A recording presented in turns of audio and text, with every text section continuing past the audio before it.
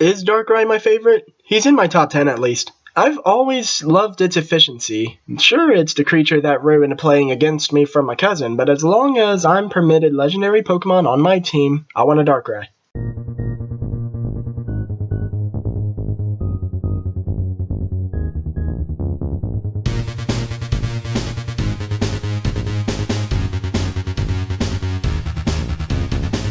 Now, I'm not pulling out any specific Darkrai, this is just a generic Darkrai I think can be modded to be the villain of your campaign. Maybe a player character if you think it's not too overpowered. That being said, all Darkrai's have the same complication of 3 weaknesses, Bug, Fairy, and Fighting types due to its being a Dark type. Now, how do we explain this to a GM that has never heard of Pokemon and is expecting a marvelous DC-ish affair? Double damage from unarmed attacks from insects, double damage from fairy magic, possibly other kinds. Magic itself does not specifically come up in Pokemon, at least not where I left off, but some inferences can be made based on type advantages.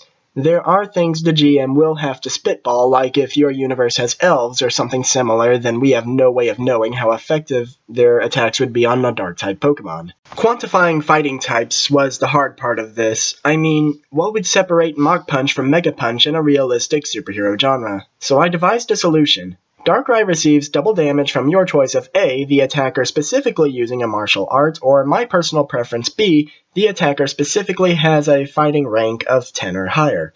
Thanks to the Pokemon Lucario, we can also conclude that characters who manipulate their aura classify as fighting type.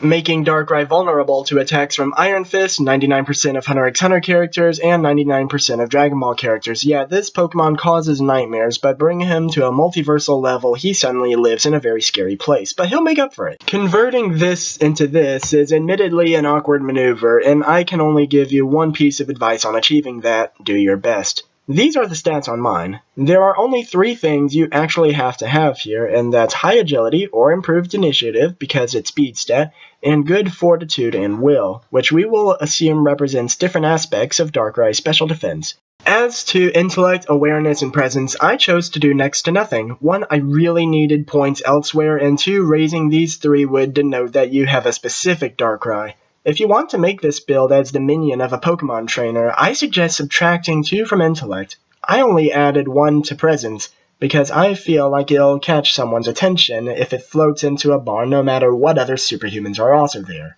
Now, most Pokemon that aren't newly hatched are assumed to have 4 moves, but we'll only be taking 3. Dark Void, Max Darkness / Dark Pulse, and Dream Eater.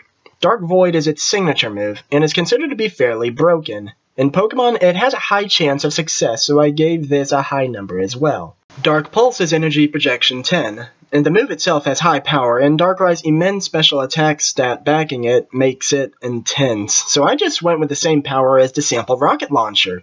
When we get to advantages, you'll notice this has improved critical too, which I chose as a representation of its chance to make an opponent skip a turn. But improved critical aside, we're actually only going to pay 1 point for this, taking it as an alternate effect of Max Darkness, available when we Dynamax. Max Darkness has higher power, with the guarantee to lower the opponent's special defense by 1.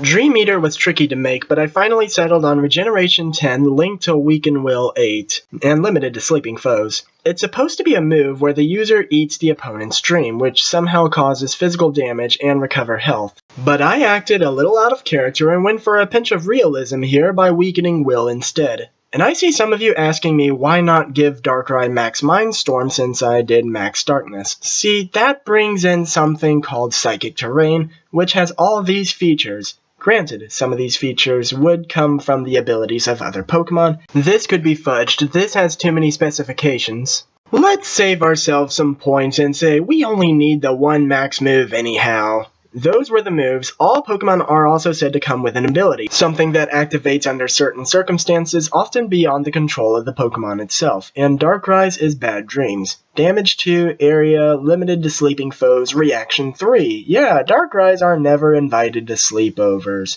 Dark-type has its complications, mentioned earlier, but it also has its perks. Full psychic immunity, as well as immunity with the half-effect flaw, from incorporeal attacks that would normally affect corporeal characters, and immunity with half-effect flaw to Dark-type attacks, which can include attacks from shadow manipulation, condensed darkness, materialization of negative thoughts, etc.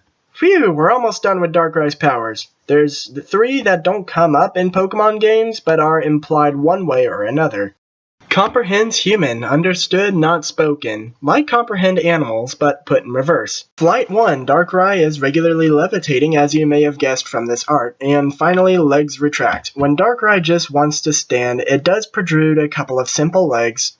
Don't ask too many questions. If you choose to make a human character out of this character sheet, you can reallocate the 2 points in Comprehend as well as the 2 points in this feature into boosting Max Darkness or giving it Stealth. And for something that is only possible for Darkrai in theory, Dynamaxing. After the move changes mentioned earlier, all it is increased size and health meter, which fortunately for us, Mutants and Masterminds has something very close.